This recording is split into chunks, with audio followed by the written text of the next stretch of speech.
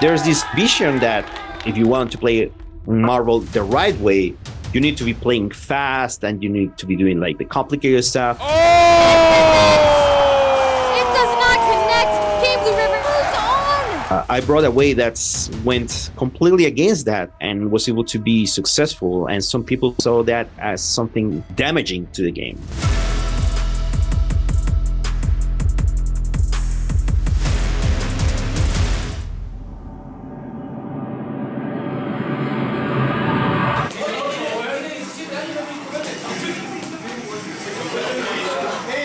So actually, even before I started traveling, like I got into fighting games in 2004 and I've always been not talented or anything, but I've always been very resourceful. So I've always been interested in anything that mixes gaming and competition. I actually played chess competitively, StarCraft, tried to understand the game more competitively, watch high-level play. Shortly after I started getting into competitive fighting games, I started participating in communities like Shoryuken and others that were around at the time. We even had like a local dedicated FGC forum that where the whole community gathered here.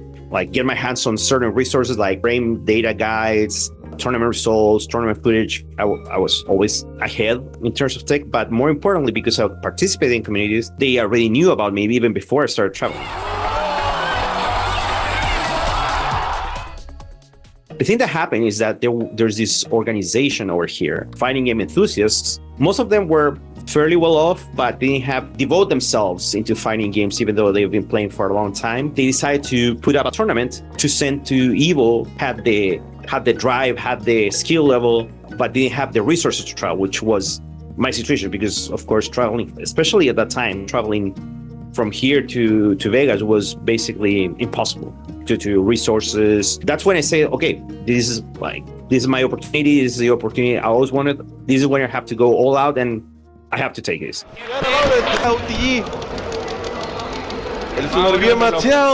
my god, dude! Nico se nos va al Evolution Tournament. I prepared, I went, and I was able to win that tournament. Because I already knew people out there, I was able to talk with the organizers of this event to tell them, can you send me like a month in advance so I can stay in the States for like a month, try to stay maybe in like one of the hotspots where there's like constant activity, where there's constant weeklies. At that time, you had the big Wednesday nights, you had Big 2 in New York, and you had Wednesday night fights in SoCal at the same venue of Wednesday night fights, but on Thursdays. Over there, I started making a name for myself. And that's how I was able to prepare for my first Evo. Being able to go to something like that was also kind of like a lifelong dream, not even winning, it just being there and be able to see all these names I respect and admire and watch to learn from them for so long. When time came, I went to Evo and got, I would say, fairly respectable 33rd place. THC if he needs it, yep. And great comeback. At that time, I think there was around 800 players for Marvel 3. So I think it was pretty decent for my first time, considering my circumstances. After that, I had to go back home, try to figure out again, like how to keep that momentum going. The next year, the same people put up the tournament again. I was able to win it again, and that's when I told them, you know what, screw it, I'm going all out. Send me to the States in March. I'll figure it out. At any given point, you'll just tune into a stream at some random state, maybe some random country, and you just see Kane BlueRiver in the bracket, and you have no idea how he made it there. You have no idea how he's staying there. But this had been going on for years. Like the years leading up to 2015, he just pop up somewhere randomly, and you'll never really know why he's there, but he was there, and he came through New York a few times throughout the years. Yeah, it's just what he did. I was able to start going from place to place, started to kind of like make a competitive season at the time. March until Evo in July. Because of that, I was able to start running events, region to region, asking people, hey, there's a tournament in this region. Is there anyone that can have me for a few weeks? And I can practice with the locals, grind as much as I could, expose myself to as much tournament experience I could. He went for the command grab too early. And Rubex takes it 3-0 over Kane BlueRiver. Wow. Even without the practice, I was a bit disappointed because I actually ended up doing worse than the first year at Evo. That year, I think they did the last tournament with the Evo ticket, and I lost on that tournament. I got 4th place, if I remember. If I lose this, then I'm going to lose everything I built up to this point. Fortunately, after that, a number of people from both here internationally helped me to be able to get the ticket to travel to the States. And because of that, I was able to go to the States in 2015, go to a few tournaments over there, and eventually get to Evo 2015. Nico looks he's in the swing of things. Yeah, he's in the zone. Going on from the bottom, on my first pool, I remember Mini Boss in my pool. People knew him mostly because of his Doctor Strange antics. This was really, really cool, strange stuff. Then the next one, Dual Kevin, doing amazing things in Street Fighter right now. Also beat him fairly convincingly. On the second pool, I had a match against Hades from Norcal. It was 3-2, and I think it was 2-0 down or 2-1 down at one point. It was definitely like one of those points where I could have perfectly lost. Takes it. Kane BlueRiver with the fist pump, running it back from 2 games down to make it a 3-2. I was able to clutch it out, keep going, and then I got to my match with Justin. When I heard that my next match was going to be against Justin, for me, it was definitely the most dramatic moment I've had as a fighting game player because of how much this has always mattered to me. Oh no, the punish! Is this it? Has he built up enough? Yo, X-Men! And Justin Wong takes Combo Breaker 2015. First place, Justin Wong. Second place, Kane BlueRiver. Third place, Jay Rosa. The thing is that at that point, competitive history with Justin, I kept losing to him. I had lost to him like too many times in tournaments. He got invited to an event here in Chile. They had Marvel, and basically I shared with him during that whole weekend because they asked me to basically be his translator.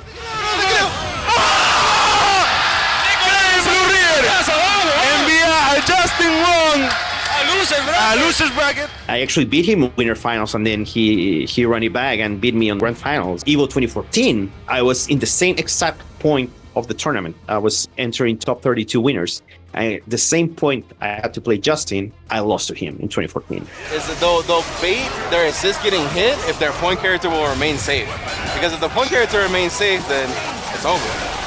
So for me at that point in 2015, this is the moment where I have to make a difference. If something's gonna change, things are gonna start finally going my way at one point, it has to be now or it's never gonna happen. And that's why, like, if you see the footage against Justin, you can see emotions running on me and also running on the people around, because there's ton of people watching right behind us. Many of those people, people that are very close to me, and they've seen not just my whole run at Evo, but my whole run as a competitive fighting player. A bunch of people from here, from Chile there, that knew me from even before I started traveling, so they know all the effort and all the sacrifices I had to do to be able to be sitting there playing against Justin. Wow. Kane BlueRiver! He did it! He took on the Evo champ! Freeze's getting hyped! That's definitely, for me, the most important match of my career, by far. That's the match that for me is like before and after. After I beat Justin, for me, it's like, okay, this tournament is mine. It's like, if I beat Justin, then no one's going to beat me today. I think the biggest, most impressive thing about his run to me was him beating Justin Wong. That whole, the whole tournament season, years and years, he never beat Justin Wong. Ever. But at Evo, he beat him. And I was very impressed. I was like, damn, he beat him finally. He's on fire with this tournament. Character selection. Takumi looks really nervous. Yeah, definitely. I mean, they are on the same team, but I doubt they really get to play that often against each other. Takumi is from Japan, of course. Kane BlueRiver is Ryu. He just travels where he feels like traveling. Takumi is great friend. 2 years, 2014 and 15, I watched his growth, his development. Takumi was one of the fastest developing players. It sucked that we had to there was a team kill situation. But at that point, I just, after the moral boost of beating Justin, I was absolutely on fire. But just waiting, you gotta bait it out first. But KBR takes it 3-0 over Takumi, his teammate. No pop-offs here. This is team-on-team crime, showing lots of love. It's stressful. Getting down to the end here, down to top 8 is definitely stressful. But KBR advances. Oh, I heard Viva Chile in the crowd. He's hyped. Good stuff to Kane, man.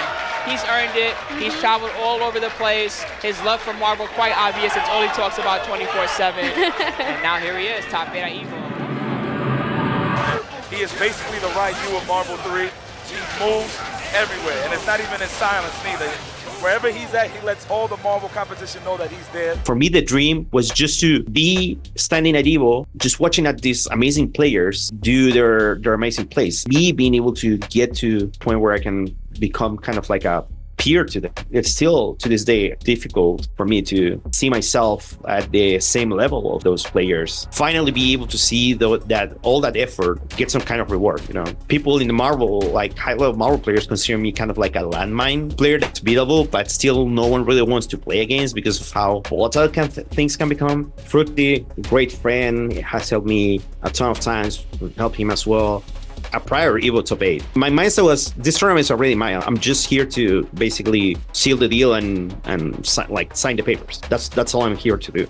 It's a fairly tough matchup. He knows how to get through even difficult situations, but unfortunately it was too difficult to stop on that day. And Kane BlueRiver advances to winners finals to face off against Apology Man. Definitely. You are an incredible player.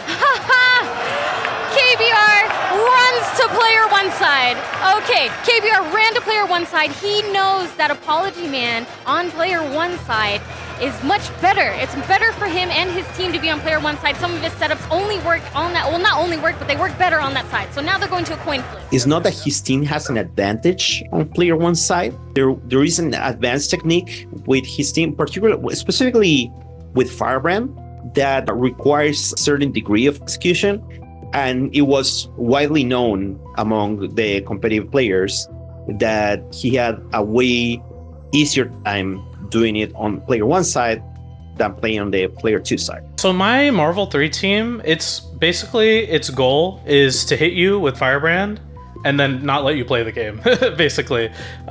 So Firebrand, very fast mobile character, pretty technical as well, but when he hits you, the way my team was constructed, it would actually enable this unblockable attack that Firebrand had. He had this move called Demon Missile. It was like his heavy Demon Missile, and it would do this like swoop attack. If you charge it up all the way and then he does the swoop, it becomes unblockable. And that was like my main strategy, like after I landed the hit on you. Super Scroll was one of the few assists in the game. It was a tenderizer assist, where it would actually keep the opponent in block stun after another character would like come in and let me do the unblockable. That was like kind of my whole team was structured around landing this unblockable and essentially doing like a 300% like after landing a hit. All right, Haggar coming in. I would like to see him. Oh yeah, he just has to eat this.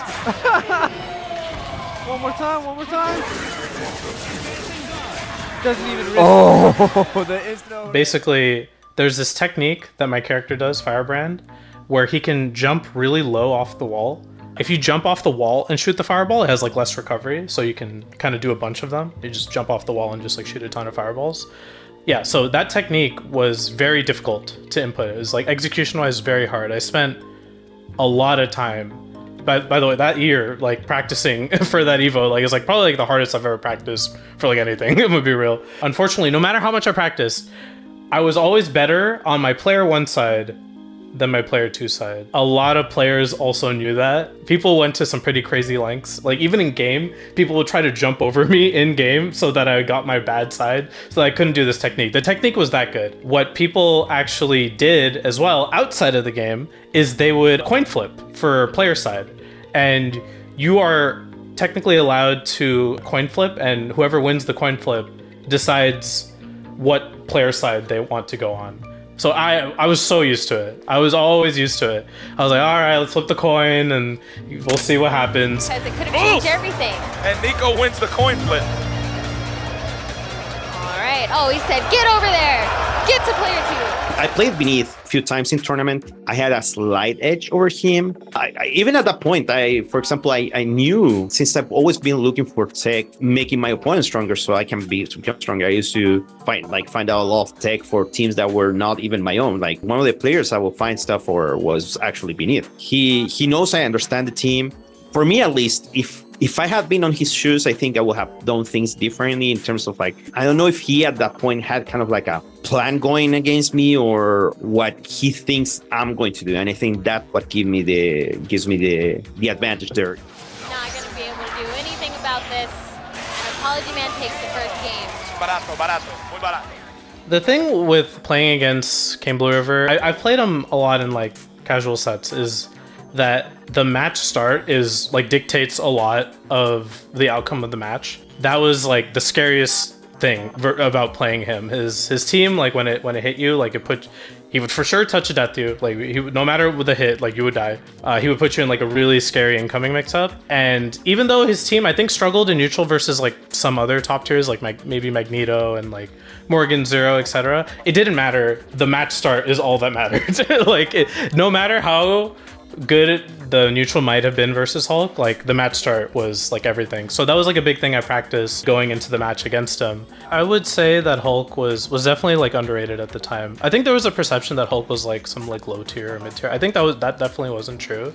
I think Hulk was much better than people give credit. Kane BlueRiver and another Hulk player, Jan really, they both really put Hulk on the map competitively. But he just pressed the button. No respect. Get your hands off of me. And he laughs. At some point in game 2, my headset actually disconnects from the game. It was like midway through. Like basically I'm now hearing like this gigantic surround auditorium level audio that's like delayed from the game that I'm watching. And he like hits jumping L coming in as Sentinel. I was like trying to do like a meaty or something, or I totally messed it up and I remember being so sad. Get out of that pretty free. The X Factor. Wow, showing that he can wall play from that side. Ooh, the confirms. This could go either way. In the final game, I actually got the ball rolling, you know, like I was able to survive the match start and get the hit, you know, get my unblockable game. I was able to like unblockable Haggar, etc. But there's one character in the game that has a way to get out of like any type of unblockable setup, like the Spear Flame into Luminous Body, like no matter what type of unblockable setup I do. Sentinel, one of the few characters in the entire game that can use like an air invincible super to get out. It's a super called Hard Drive. Quite. Oh yeah, he does have Hard Drive. He can get out of that pretty free. It actually like gets you out of the unblockable. So I actually can't specifically unblockable that character. And I also like matchup wise wasn't great versus Sentinel. So his Sentinel gets out and he actually like makes the comeback on me. Next, Kane BlueRiver just needs to finish this combo to move on to Grand Finals. Is he gonna get it? Oh, straight into the bubble and it kills! He moves on! Apology Man looking disappointed, but he can still go to losers bracket. No longer has X Factor. Nice! Apology Man gets hit by drones, and Ray does get the level 3. Let us see it. Let us see it. Everyone in the crowd, they want to squeeze too. Yes, this is a devastating loss for Apology Man. Did you see the confidence in his face? I'm gonna win. I'm gonna win. Hopefully, Kane BlueRiver can stop this momentum here from Kid Dynamite Ray. I had played against him only a few times. The times I went to East Coast to tournaments, he still wasn't high-level model players. He was kind of like on the second tier of players. When I used to go to East Coast events in 2013, 14. The only time I played him before when he was starting to use Magneto, I think I loved him because of lack of experience on my side. At least for the finals, he felt a lot more pressure than I did. Has a lot of momentum, man. And just like that, KBR already putting a point on the board, getting himself one step closer to taking home the championship. I can't recall off top, but I'm pretty sure like we might have played in 1 or 2 locals because he was already traveling and stuff. I used to do really well against him, you know, but yeah, he just showed up that Evo readier, like as ready as he could be. A lot of people, a lot of the players in general felt that what they had to bring to the table in Marvel was not, well, a lot of people say really Marvel. But you consider that Marvel is historically an American game. Let's not lie to ourselves. There's this vision that if you want to play Marvel the right way, you need to be playing fast and you need to be doing like the complicated stuff. I brought a way that went completely against that and was able to be successful. And some people saw that as something damaging to the game. I think some high-level players had kind of a low opinion about some of the weaknesses he had as a player. I think a weakness that a lot of people at a higher level is like his play style is very risky and like unstable. You could even argue it's like a strength of his. He'll be spending level 1 X Factor, like he kind of goes all in. To some extent, his team like has to do that. But yeah, he plays in like a very risky way. His defense, like to be honest, was like pretty like not the best. And I think that led to a lot of many top players like to look down on him. Marvel 3 has like this really high standard in terms of like execution, neutral control. Like playing like really good neutral in that game is like to me a spectacle. Like it's really hard to do well. And I think people like saw his gameplay and been like, wow, he's just like running it down basically. It kind of showcased the beauty of Marvel 3, to be honest, because the game allows for such creative approaches of seemingly basic strategies, right? Like you can push the tech to a certain point to completely change how the team can be played or a strategy can be played. And he took a relatively simple strategy, spent thousands of hours probably in the lab in training mode, and optimized it to a level where it became one of the cheapest teams in the game, to be honest. It is not super top tier, but it is for sure high tier, and don't let anyone convince you otherwise. It is a strong team. He played his team in like a way that was very, very effective. Also like really highlighted the volatility of the game at times. Like I think Marvel 3 is a consistent game in a lot of ways, but the match start of Marvel 3, there's no player that's made me think about how volatile the game is than KBR. Humanity deserves its fate. So I played Magneto, Sentinel, and Doom. It's a double assist team, super front heavy, and it's just like the funnest version of Marvel 3 to me, right? Double assist, I get a ton of freedom, and I get to move really precisely. And the truth is, it's kind of like the polar opposite of his approach, right? A lot of risk-taking, a lot of like giant hitboxes, and no real need to move with precision. He might be able to kill. Wow. Oh, the beam and the delayed air hit. Very nice. Okay, Ray puts one on the board. Ray not letting that first match affect him too much. Yeah, I think I felt super confident and super like I was on. It was in the zone clearly. You know, we both were kind of streaking our way to grand finals. Like he was able to execute his game plan with his very little pushback, very little issue or opposition, and I completely cracked under it. You know, he mauled me in a way that like it's hard to describe because I just got completely decimated. Like I can't even pretend like that wasn't the case. He mauled me. I died so quickly. And I'm pretty sure it's one of the shortest sets of all time when it comes to Marvel 3. I got smoked. This could be the start of a beautiful ending, huh? Exactly. My team on paper should do well, but the damage output and the lack of health and the precision required, it was hard to do what I needed to do on that stage under pressure, you know? I would say he felt kind of like a final representative of like true good Marvel, you know, in a sort of way. That means he also puts on himself the pressure of trying to defend that image of how the game should be played. Just put himself too much pressure on top of himself.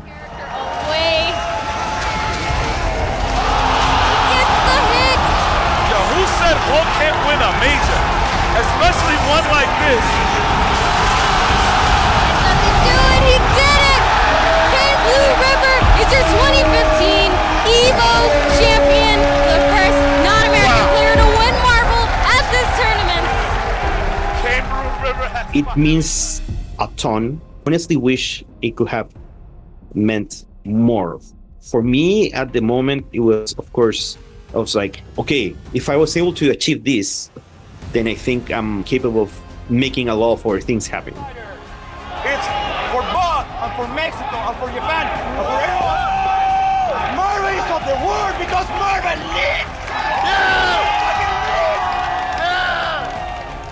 Sadly, I wasn't allowed to have the microphone. Basically, I'm not taking it for my country either because I don't feel like any attachment to my country. That's why Marvel lives. No matter what happens after all, there's still people all around the place playing the game. Partly to thank the people from all around the world that helped me to get to the point, and also to motivate people from other places to also get interested in playing the game, like showing, okay, if I put effort, I can maybe also make it to this point, even if I'm not like from the place where everyone's playing the game. But on the other hand, when I say I wish mean more to me, I always saw many other people that won Evo being flush with opportunities at a time that were even rarer to come by than they are now in terms of opportunities, sponsorships, that kind of stuff. And I truly hope that after showing the effort, the passion, the dedication, and that I can back it up with results.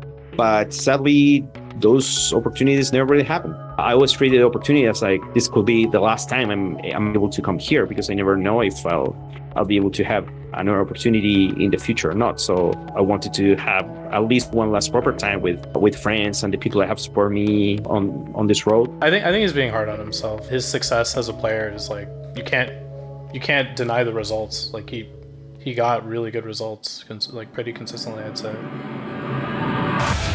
Oh, it's looking real scary here. Lariat in the corner. And it's X Factor level 3 damage. He's gonna get the combo. Oh, let's go. Okay, now we got something that looks kind of even. Oh, Outbreaker's E9.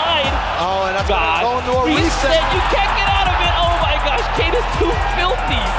Kane is too filthy. This is what we want to see. This is what the crowd wants. It's a game that's very dear to me, and it's a game I'm very thankful for. I showed it at Evo 2023 as well, when the game got selected as the first legacy title. I'm going to, as my way of giving thanks to Marvel 3 for everything the game gave me. It's not I want to get more from the game. In 2023, I feel it's the least I can do to give back to the game that gave me so much.